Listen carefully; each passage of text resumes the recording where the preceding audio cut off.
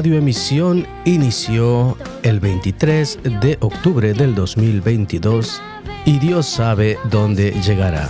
Mientras tanto, estaremos aquí trabajando para la comunidad e informar lo que es necesario. Muchas gracias por sintonizarnos. No te vayas, no te despegues, que ya iniciamos en Radio Emisión, la radio de la evangelización. María, para dar de lo que tengo. María, María, para siempre estar contento.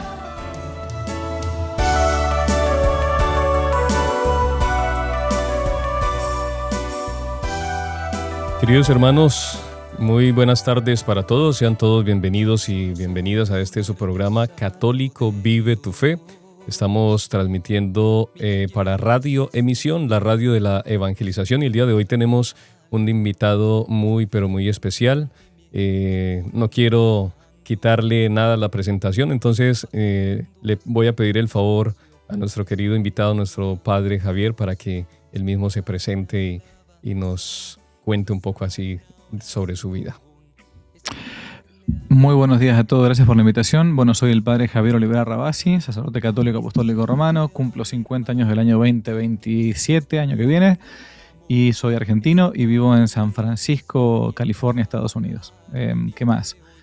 Segundo hermano varón de 4 hermanos, abogado, doctor en filosofía y doctor en historia. Bueno, más o menos es eso. Padre, muchísimas gracias por estar el día de hoy con nosotros. Verdad que es una alegría muy, muy grande. Y pues bienvenido a nuestra radio emisión, a nuestro programa Católico Vive tu Fe. Estamos muy felices de estar con usted por aquí. Es uno de nuestras más grandes bendiciones en este principio de año. Un gusto muy grande, gracias por la invitación. Aquí estamos a servicio. Gracias, Padre. Muy bien. Queridos hermanos, entonces pues los invito a que estemos aquí atentos. Hoy va a ser un tema muy especial. Nuestro tema de hoy es crisis de la verdad, la razón y el sentido. Entonces, pues, querido Padre, queremos que usted, como ya sabemos, es un gran historiador y lo que hemos sabido, al menos los que lo seguimos, es que nos ha ayudado mucho a crecer en la fe, nos ha ayudado mucho a crecer en los principios fundamentales de la creencia en nuestra religión católica, y en este sentido de formación y demás, pues hoy queremos hablar un poco sobre esos temas profundos que nos invaden durante esta época, sobre una crisis ante todo en la verdad, también en la razón y pues donde se ha perdido el sentido de la vida y de muchas cosas. Entonces son suyos los micrófonos, Padre. Muchas gracias de nuevo. Bueno, a ver, ¿qué se puede decir? No voy a hacer una conferencia porque aparte el tiempo es tirano también, ¿no? Pero primero hay que ver qué es la verdad, ¿no? Uno dirá, bueno, con la escritura, bueno, Jesucristo es la verdad. Sí, ok, perfecto. Es la verdad encarnada, pero ¿cómo se define la verdad? La verdad es la adecuación de la cosa con el intelecto. Esa es la definición clásica filosófica de verdad. La adequatio rei et intellectus. Adecuación de la cosa con el intelecto. Decimos que algo no es verdad cuando mi intelecto no se adecua con la cosa. O sea, si yo digo que esto que está acá es un árbol, bueno, no, es un libro, esto no es un árbol. Puntualmente es un breviario, es con lo que los curas rezamos la liturgia de las horas, ¿no? El oficio divino. Ahora, si yo digo que algo que mi juicio intelectual no va conforme a la realidad, digo dos cosas: o bien que estoy diciendo algo falso, o bien que estoy diciendo una mentira. ¿Cuándo estoy yo diciendo algo falso? Bueno, cuando sin mi voluntad, sin que intervenga mi voluntad, sino porque mis sentidos me están fallando o porque mi educación me está fallando, por lo que sea, estoy creyendo que una cosa es distinta de lo que la cosa realmente es. Y cuando yo uso mi voluntad para falsear la realidad, entonces ahí le llamamos que es una mentira. Y ahí técnicamente es un pecado contra uno de los mandamientos, ¿no? Entonces, puntualmente el octavo, no levantar ni falso testimonio ni mentir. Entonces, ¿qué sucede? En nuestra época, es una época como la ha tildado así el Papa Benedicto XVI, de una dictadura. O sea, que la verdad es relativa en el peor sentido de los términos, a cada una de las personas. Que cada uno construye su propia verdad, cada uno construye su propia realidad, ¿no? Esto que hacía unos 20 años nos parecía, a muchos nos llamaban locos porque decíamos esto, ¿no? Que, cuento una anécdota para explicar, y una anécdota real, ¿no? Me pasó a mí cuando yo era joven, en el año 97, fui a un congreso de jóvenes católicos, primera vez en mi vida que un congreso de jóvenes católicos, yo no me acerqué a la fe hasta los 19, 20 años, ¿no? Y una mujer, nunca me olvido de esto, una psicóloga, nos daba una conferencia acerca de, llamada así, la perspectiva de género, año 1997, no me olvido más. Y, y esta señora decía en la charla, éramos todos jóvenes universitarios, ¿no? Que se estaba intentando implementar, y ella venía de la conferencia del Cairo, bueno, todo un tema, ¿no? Se estaba intentando implementar una cosa llamada perspectiva de género, que es que un varón a partir de ahora va a poder autopercibirse como mujer y una mujer podía autopercibirse a partir de ahora como un varón. Y eso querían instaurarlo en la sociedad, ¿no?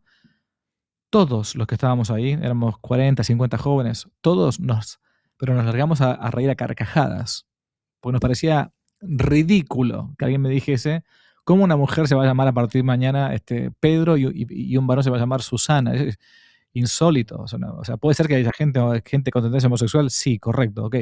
Pero de ahí que quieran poner una ley con que uno esté como obligado a esas cosas y que vayan después a enseñar en las escuelas, es ridículo. Bueno, hace un par de semanas veía en canales de YouTube y en otros lugares que hay gente que ahora se autopercibe un perro. Ajá. O quiere jugar a ser perro, ser gato, el famoso fenómeno de los famosos Therians o Therians, ¿no? Serias. Okay. Ujú.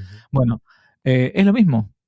El principio es el mismo. Si yo me puedo autopercibir varón o mujer, ¿por qué no me puedo percibir mañana como un perro, una jirafa, una oruga o un tren? ¿Por qué no? Bueno, porque ya la verdad no depende de la realidad, sino que depende de mi sensibilidad, depende de mi intelecto, o a final de cuentas de mi voluntad, ¿no? De mi voluntad. Ujú. Bueno, eso es un poco el mundo en el que vivimos, esta llamada posmodernidad líquida, como la ha llamado Bauman y compañía, donde cada uno termina queriendo construir su propia realidad, tanto en el mundo eh, mundano como incluso en la realidad eclesial. Hay Ujú. gente dentro de la iglesia que cree que es ella la que puede definir lo que está bien, lo que está mal, lo que me conviene o no me conviene creer, los mandamientos que me convienen o no me convienen seguir. Bueno, es lo mismo, exactamente lo mismo. La diferencia entre nosotros y las generaciones pasadas es que las generaciones pasadas eran tan o más pecadoras que nosotros. Ujú. Lo que pasa es que ellos sabían que cuando cometían un pecado decían que era pecado. Llamaban el pan pan y el vino vino. Ajá. Nosotros buscamos justificar nuestro modo de obrar con ideologías. Al final de cuentas son esas. Ujú. Ok, Mm. padre, interesantísimo. Y en ese sentido, padre, tenemos por aquí una pregunta, eh, y así es, por qué hoy decir que algo es verdad donde vemos estas verdades absolutas y nosotros nos centramos en estas formaciones de las verdades absolutas cuando el mundo presenta otras verdades y rechazan una verdad como la nuestra, ¿no? Donde estamos en el camino de decir que la verdad es Jesucristo desde la fe y vemos cómo nos presentan otro tipo de verdades queriendo tapar una verdad plena como la que tenemos nosotros como cristianos. Corrijo, no nos presentan otro tipo de verdad, nos presentan opiniones distintas, porque la verdad es Correcto, una sola respecto a un tema. Entonces, si yo correcto. me llamo Javier, Ujú. no me importa cómo me autoperciba o Ujú. cómo la gente me quiere llamar. ¿Ok? Entonces, Sí. hay opiniones. ¿Qué es una opinión? Técnicamente hablando, una opinión es un juicio que uno Ujú. realiza con temor a equivocarse. Ujú. Entonces, por eso yo tengo una opinión sobre, qué sé yo, no tengo una certeza. ¿Quién va a ganar el Mundial de Fútbol 2026? Bueno, es Ujú. Argentina, obviamente, es una certeza, no es una opinión, ¿no? Sí. Obviamente que va a ganar, porque tienen a Messi, qué sé yo, bueno, en fin. No, pero es una broma. Pero uno podrá decir, bueno, yo tengo una opinión que Sí. podría llegar a ganar, no sé, qué sé yo, Hungría. Bueno, con, Ujú. con temor a equivocarme, porque no tengo certeza sobre eso, no tengo la verdad sobre ese tema. Ujú. Pero hay cosas sobre las cuales hay opinión. Me puede gustar más un asado argentino o una arepa o me puede gustar más un taco. Bueno, tengo opiniones, no hay Ujú. una verdad revelada sobre ese tema, ni una verdad definitiva. Ujú. Pero sobre la realidad natural o la realidad sobrenatural que ya está definida, está dada, no hay opiniones, no hay verdades. Hay opiniones en todo caso, perdón. Y si esas opiniones pueden ser verdaderas o falsas. Bueno, en fin, quiero decir, hay verdades que yo puedo aceptar o no aceptar. Entonces, ¿por qué el mundo moderno presenta distintas opiniones o, entre comillas, verdades? Porque es un mundo que está esclavizado. Está esclavizado por sus propias pasiones, su sensibilidad caída, está idiotizado, está masificado con estos aparatos nuevos que hay.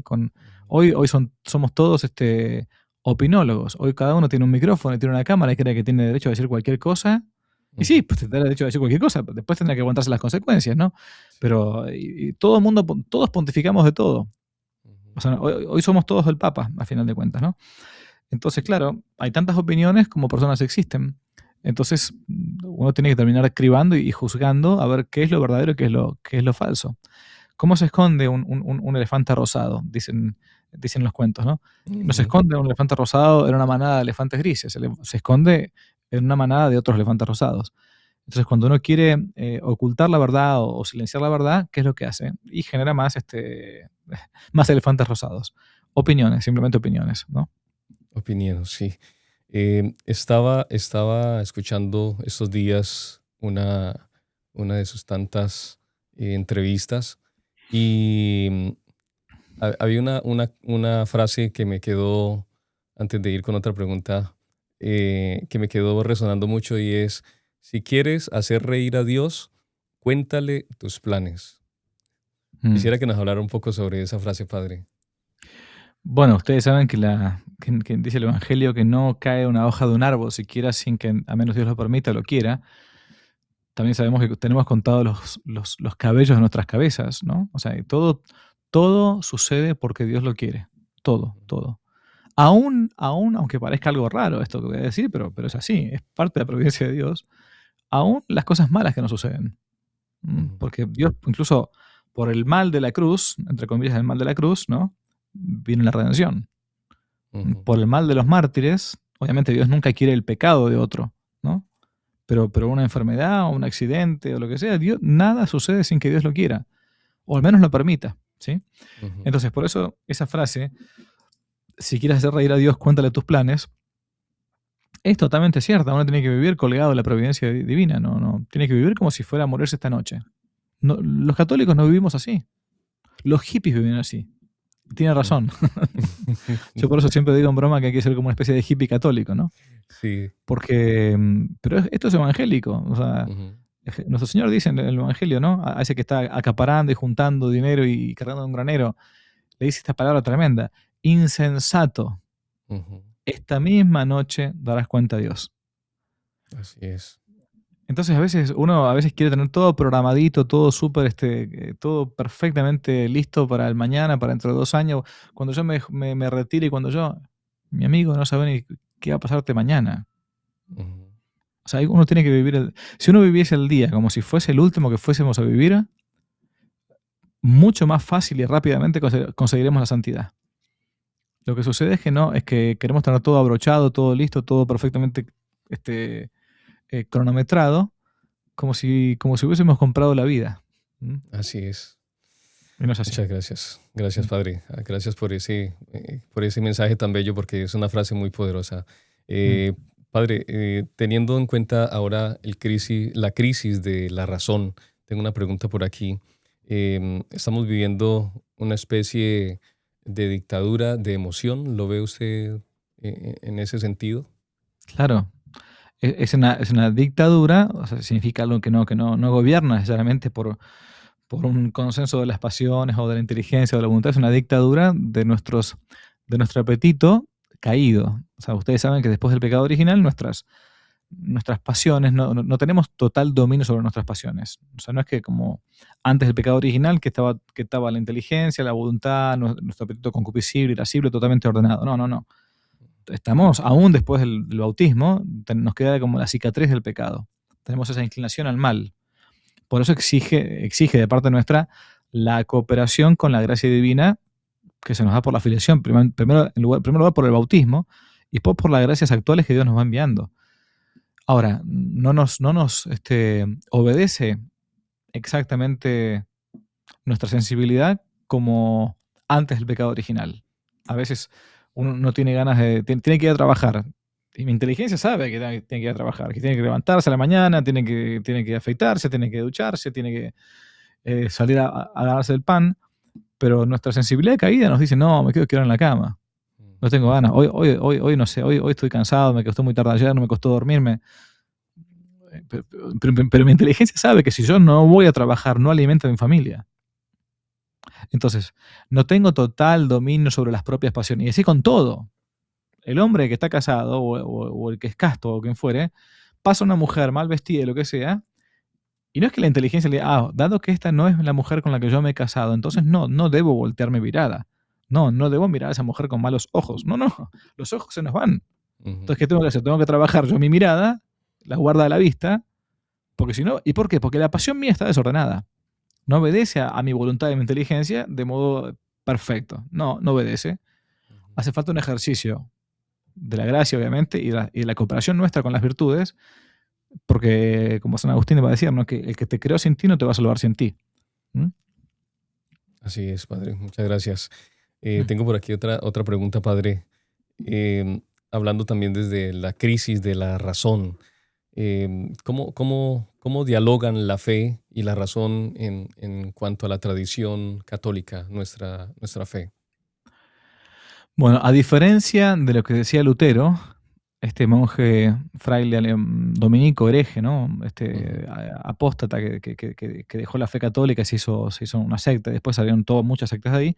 A diferencia de Lutero decía que la razón es la prostituta del diablo. ¿Mm?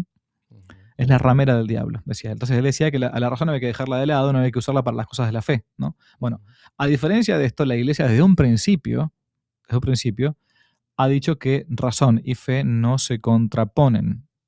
¿Por qué? ¿Por qué no se contraponen? Porque tienen como fuente al mismo autor, que es Dios. Dios mismo es el autor de la fe, esa virtud teologal por la cual nos hace creer en Él y en las cosas que Él ha revelado, porque Él las ha revelado, y a su vez es autor de la razón, pues es el creador del hombre. Entonces, razón y fe no se contraponen, van de la mano. Cuando razón y fe van de la mano, decimos que eso llamamos a eso teología, es pensar a Dios, pensar las cosas de Dios, ¿no? Y por eso siempre la Iglesia desde un principio, fíjense que el santo patrono de los filósofos, ni más ni menos, es un padre de la Iglesia del siglo I o II, que es San Justino Mártir, ¿no?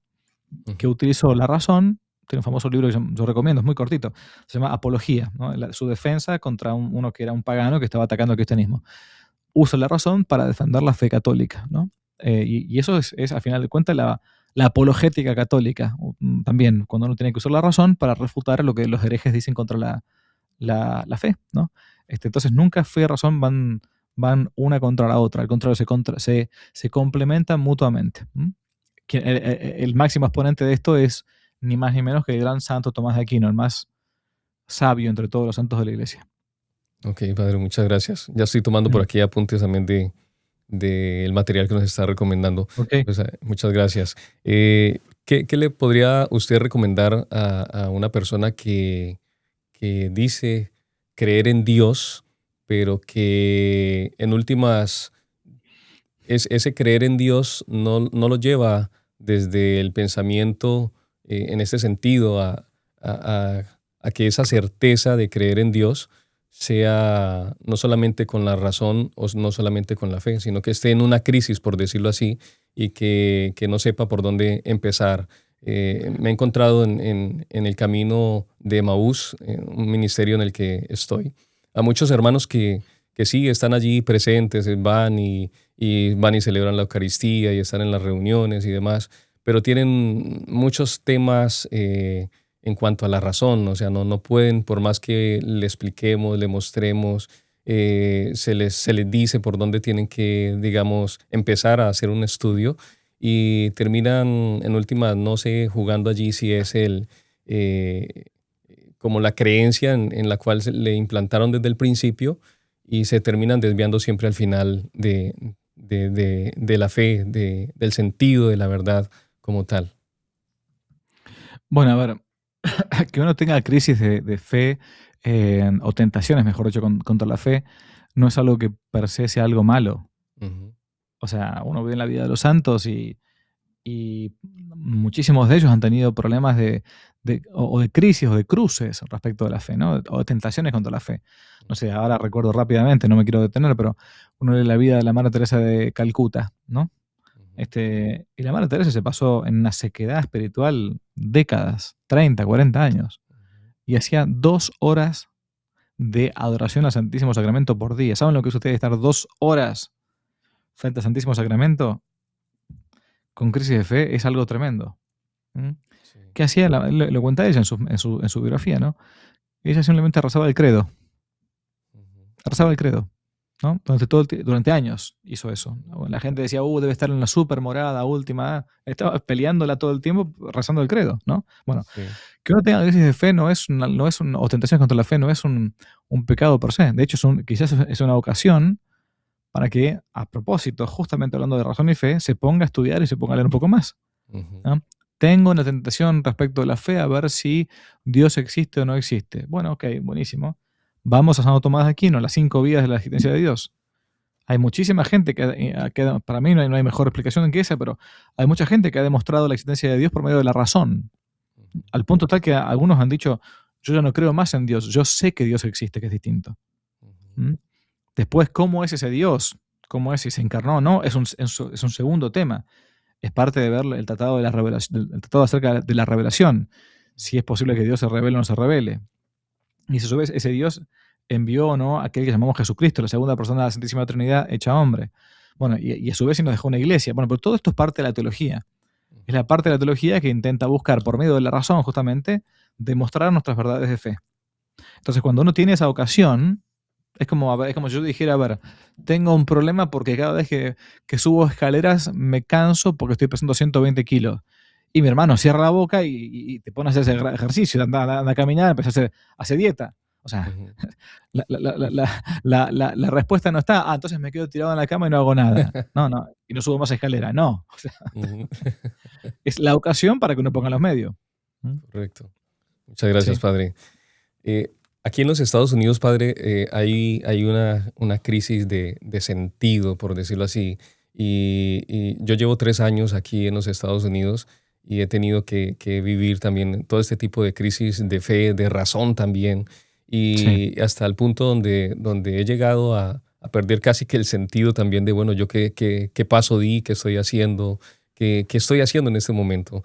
Digamos que hay muchas personas que también se me acercan con problemas en ese sentido, ¿no? De que ya no quieren creer más en la iglesia, ya no quieren, están cansados de muchas cosas que han venido dándose cuenta porque se han encontrado aquí en los Estados Unidos otra realidad desde sus culturas, ¿sí? Entonces vienen de unos pueblos donde celebraban la Eucaristía de una manera, que están acostumbrados a ponerse en su velo, llegan aquí, se encuentran otra realidad donde me dicen, hermano, pero es que es pecado hacer esto, es pecado aquello, y yo por eso ya decido no volver a la iglesia, ya decido no hacer más oración, y empiezan como en esa crisis de su sentido. ¿Qué le podríamos decir, padre, a este tipo de problemas y dificultades? Yo encuentro justamente lo contrario a lo que me decís.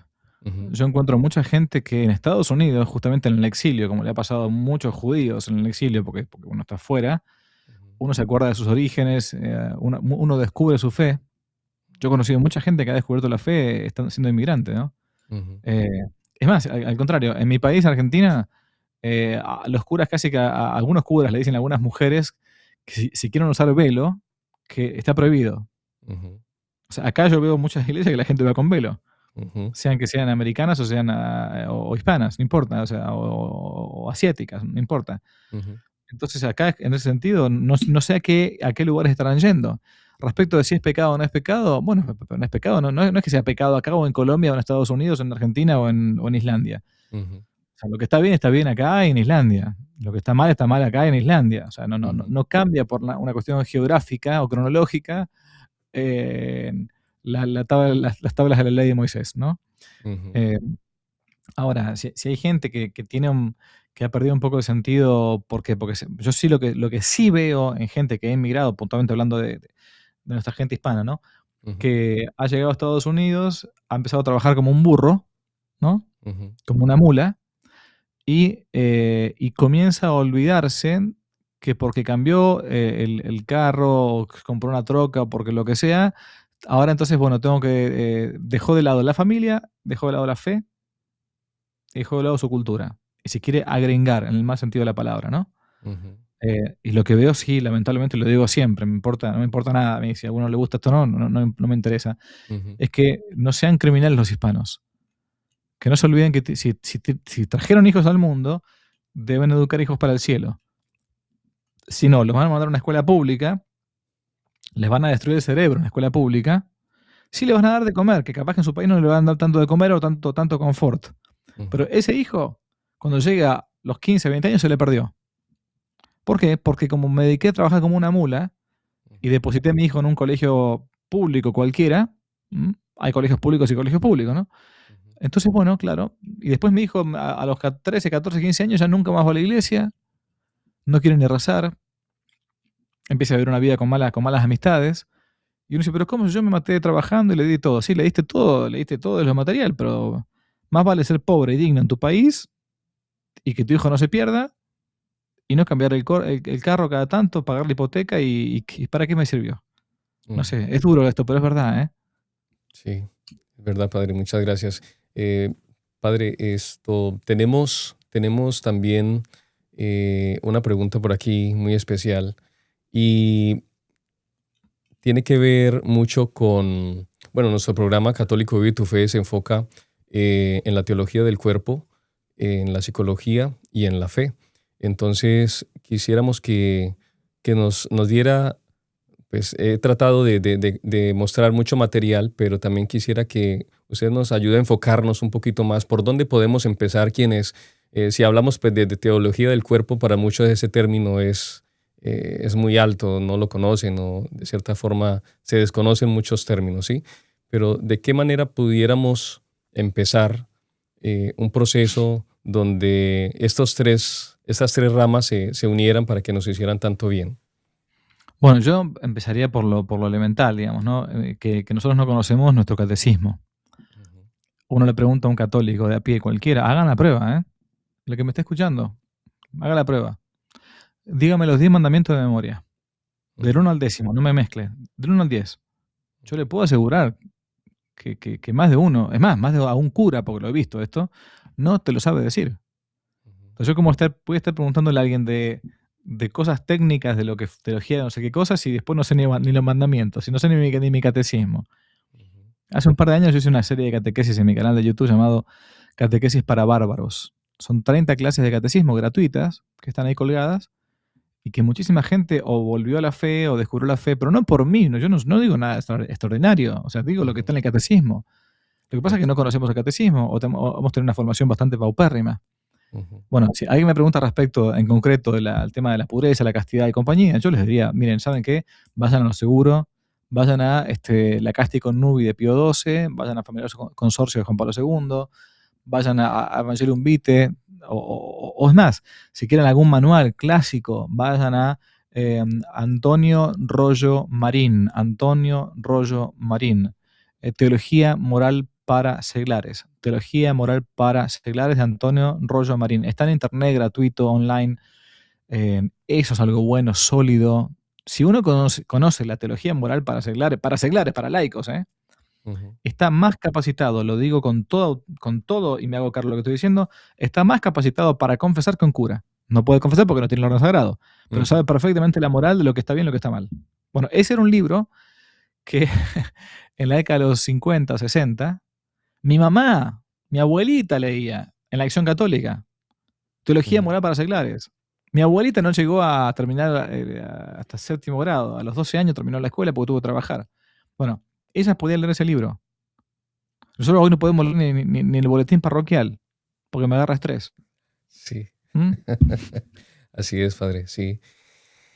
Padre, aquí en los Estados Unidos utilizan mucho, yo miré un video donde usted hablaba sobre esta serie Chosen. Sí. Quisiera que de pronto nos hiciera algún comentario también sobre este tema, porque veo que lo utilizan bastante, les gusta mucho, y pues algo así como a grandes rasgos. Bien, me quedan pocos minutos, aviso nomás, porque tengo Sí, la señor. misa. Pero digo brevemente, yo hace un año, creo, 2 años, no me acuerdo ya a esta altura, yo me olvido de las cosas que hago, pero hice un video sobre la serie The Chosen, porque empecé a mirarla, porque padre, ¿qué le parece? Que empiece a mirar, bueno, ok. A ver, los dueños iniciales de todo esto son mormones, para empezar. Bueno, pero mormones también podrían decir la verdad. Bueno, lo cierto es que a medida que uno va avanzando en la serie, empieza a ver que, si bien está muy bien hecha desde el punto de vista fotográfico, artístico, de lo que es el relato, de la fotografía, bueno, el paisaje y qué sé yo, bueno, después te empiezan a meter un montón de cosas que no son reales. Aunque es verdad que también la serie dice, acá estamos diciendo cosas que no son reales. Por ejemplo, que San Mateo es un autista que termina dictándole a Cristo las bienaventuranzas, ¿no? Bienaventurados los pobres de espíritu, bienaventurados los que lloran porque se ven consolados. Bueno, Jesús es como que no sabe bien qué decir en los sermones, y San Mateo, que es autista, le termina dictando a él las cosas que sabemos que son por revelación bíblica, que es Dios encarnado, o sea, de Jesucristo. Entonces no es que, bueno, a nadie se le ocurre esa estupidez, ¿no? Ahora, ¿qué sucede? El drama no es que se digan estupideces respecto de la Biblia. El drama es que la gente, como hoy no lee la Biblia, cree que la Biblia es The Chosen. Entonces se vieron la serie y dijeron, ok, perfecto, entonces esto es lo que, esta es la verdad. Y después se creen que es eso. No. Es una adaptación con licencias, incluso a veces licencias cinematográficas que son falsas, ¿no? Y que ellos dicen que son falsas, no están mintiendo, pero que mucha gente lo toma como si fuera palabra de Dios. Entonces la gente dice, leí el Evangelio porque me vi Chosen. No leíste el Evangelio, viste una serie hecha por mormones, punto. ¿Que tiene cosas buenas? Sí, tiene muchas cosas buenas, pero que no todo es verdadero. Entonces al final es como un gran pastel riquísimo, dulce, espectacular, pero que en el fondo tiene un poquito de veneno. Bueno, vas a tragar el veneno si no te das cuenta, y hay que apartar en toda esa parte, o no mirarlo, o leer el Evangelio. Lean el Evangelio, por favor, alguna vez en la vida. Ahora estamos en Cuaresma. Lean uno de los 4 evangelios. Elijan Mateo, Marco, Lucas, Juan. Uno, por lo menos uno, ¿no? O repasen el catecismo. Agarran el compendio del catecismo de Benedicto XVI, por ejemplo, cortito. Bueno, falta formación, enorme. Así es, padre. Padre, ya para finalizar, entonces, como para muchas personas que no lo conocen, que por primera vez lo están escuchando, ¿cómo lo podemos encontrar su material? ¿Dónde? ¿Cómo? Para que usted nos invite. Bueno, tengo un canal que se llama Que no te la cuenten, con las siglas QNTLC, que no te la cuenten. También un blog, Instagram, Twitter y qué sé yo, y una página de cursos.quenotelacuenten.org, donde hablo un poco de todos estos temas. Y la idea es justamente hablar con parresía, es decir, abiertamente, con verdad, sin temor, nuestras verdades de fe. Ese es un poco. Bueno, padre, muchas gracias. Y por último, si nos pudiera regalar un mensaje para las personas que nos escuchan, nos ven, y también pues al final nos regala, por favor, su bendición. Claro que sí. Bueno, entonces invito a todos a que sigan a Católico Vive tu Fe, la radioemisión, especialmente porque tocan temas de actualidad y sobre temas que competen a nuestra propia fe católica. Y les dejo la bendición especialmente para el tiempo de la Cuaresma, ahora para que tratemos de santificarnos con una buena y santa penitencia. El Señor esté con vosotros y con tu espíritu. Os bendiga Dios Todopoderoso, el Padre, el Hijo y el Espíritu Santo. Amén. Muchas gracias por la invitación. Padre, muchas gracias a usted por estar con nosotros. Un abrazo. A ustedes. Dios los bendiga. Adiós. Amén, Padre. Hasta luego.